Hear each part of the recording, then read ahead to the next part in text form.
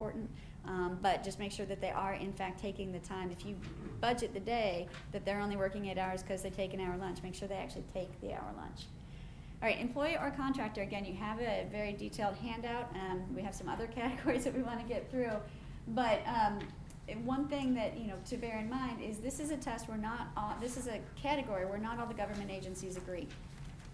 The IRS has a different standard than the Department of Labor. The Texas Workforce Commission, which looks at it locally, has a different standard than both, slightly. They're not directly in contract, but they're not overlapping. There's the behavioral test, which kind of goes to basically control. Who has the control? Do they get reimbursed? Do you tell them exactly what to do and when to do? Or you just give them a job and they come back to you when it's done? Who controls the daily aspects? We can go to the next one. And who provides the equipment? Or you can look at the other test that is on there as well, is the kind of more of the financial issues. Do they have to invest in their own company? Could they, or in their own work, could they effectively have a profit or loss? Or is it just all profit, in which case you're probably employing them? ADA, again, like I said, pretty much everyone has some sort of disability now. About the only thing that cases had been saying and courts had been saying was not covered or did not count as a disability, that the legislator did not come back and say, yes, it does. About the only thing they didn't do that with is uncorrected vision.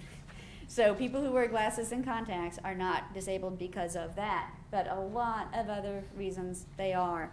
And it won't be something that you can see now. That's the catch. And it doesn't have to be that you know about it. Part of what we do is we will argue you didn't even know about it, so how could it have formed the basis of your decision? It wasn't a part of what you did or why.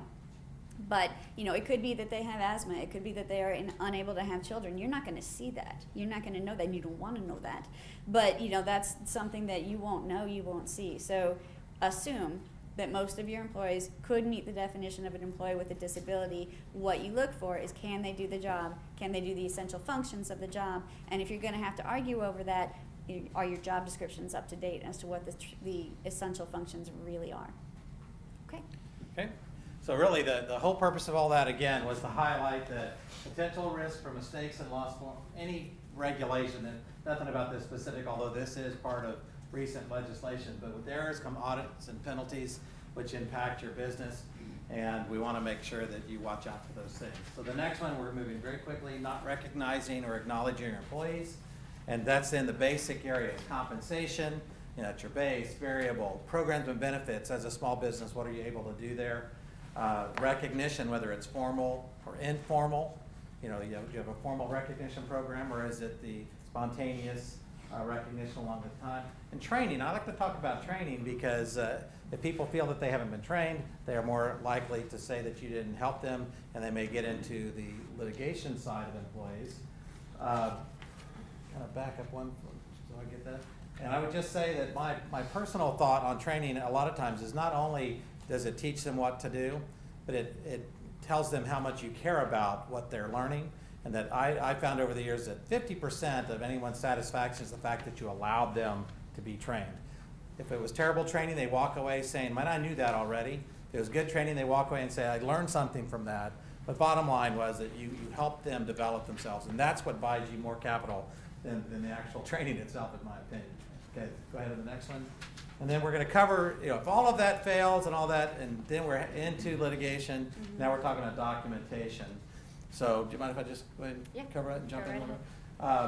When we talk about documentation, when you have new hires, don't forget your applications, because remember, they've got to be accurate. If someone ever lies on your application, you have some areas that you can cover. Make sure you have your I-9s. Make sure you have, if you have a handbook that covers any guidelines, that it's signed and people acknowledge that you're asking them to do certain things, and have your complete employee file. Make sure you don't have the wrong things in that file, because if you get subpoenaed and you pull out your file and it has all these notes that should not be in there, be very careful about that. Coaching and daily performance. I think that's very important. We're going to talk about performance reviews briefly, but in today's environment, it's not about what happened all year long, it's about what happened in the last 90 days. Someone could be outstanding on their performance review last year, and they could do terribly today. You need to address what's happening today. How hard you press today is how quickly they improve, and then their historical performance will tell you what's their potential for doing better. But you never terminate someone on their performance review. That's just a historical reflection of what's happened the last year. So don't forget about your daily, weekly, monthly performance reviews. But you do want to accurately document what happened over the last year and make sure there are no surprises in an annual review. They should take it and be able to put it in their pocket and know what's in that review without ever reading it. It's just a historical documentation of what you've already talked about. And then, of course, discipline termination. I am going to let Christy talk about this briefly because what I found is you want to avoid muddy water. Keep things very specific. She has a couple of examples possibly that we want to talk about. I do. So real quickly, again, what you want to do is, and most of where, if we've been working together in advance, or I've been working with a company in advance, and then a termination issue comes up, hopefully we're in position not to stop the claim, because we can't do that, but to be able to defend it really clearly and easily, and that's what we hope to do. And if we can do that, the best way to be able to do it is to have a well-communicated issue as to the reason for termination. Hopefully the employee either is not or should not be surprised by that reason, because they've hopefully been given a chance to correct it, whether it was through a formal PIP or not, performance improvement plan, or just some other method. But where you get in trouble is when there are just more reasons thrown on there, and maybe it keeps changing every time the employee calls back and says, I just want to talk about this again. Why was I let go? And it's not quite the same answer. There was a jury verdict recently, November of last year, that came out of Pennsylvania. 2 scientists claimed that they were discriminated based on their age, and that they were laid off. But they said, look, they chose us, and because of our age. And the company's reason for the termination, or for choosing those 2 individuals, changed 3 times on the record.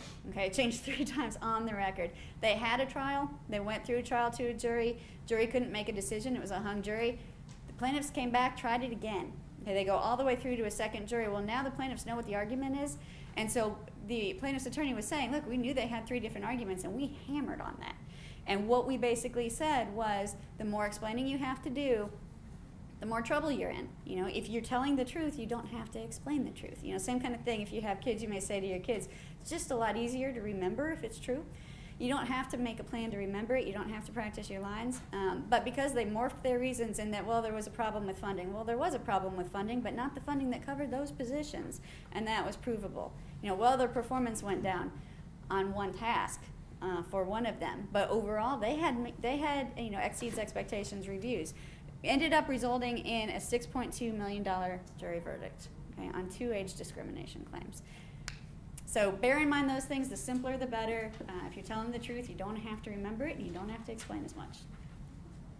Okay, and generally, something to bear in mind, this is a quote which I love from University of Pennsylvania, and you'll end up hearing a little bit more later today, or a lot more potentially later today, on social media, use of technology in the workplace and all of that.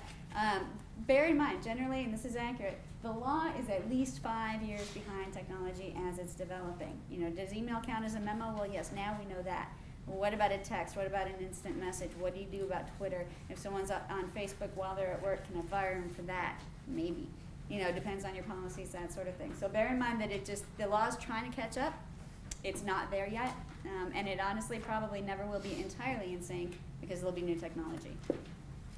So I'll just close out. If you don't have access to HR support, there are obviously companies out there that do that. You hear them on the radio, admin staff, et cetera. I have several compatriots of mine over the years that have gone out and become the HR manager for multiple small companies. If 50 of y'all come talk to me, maybe I'll do that and stay local as well. But there are a lot of access, and I have some cards up here, and Christy has some cards up here. If you didn't get a question asked today, we certainly would love to help throughout, and I'll be a resource for free no matter what if y'all need any help at all during the course of your business here in Irving. Thank you for letting us participate today. And sorry we ran right up the wire. Thank you. Thank our presenters today. We do have a token of our appreciation for our presenters, so we thank you all for spending your time and donating that to us today. A little plug for the Workforce Enrichment Council is the 3rd Tuesday of the month at the Irving Chamber, and that's where you get a chance to network with folks like David and others and maybe get those contacts that you might need. Thank you. There's another 3 sessions coming up in about 10 minutes. This one will be the healthcare impacts on small business in this room. Thank you for coming. There are more handouts up front if you didn't get them, and I would like your evaluation.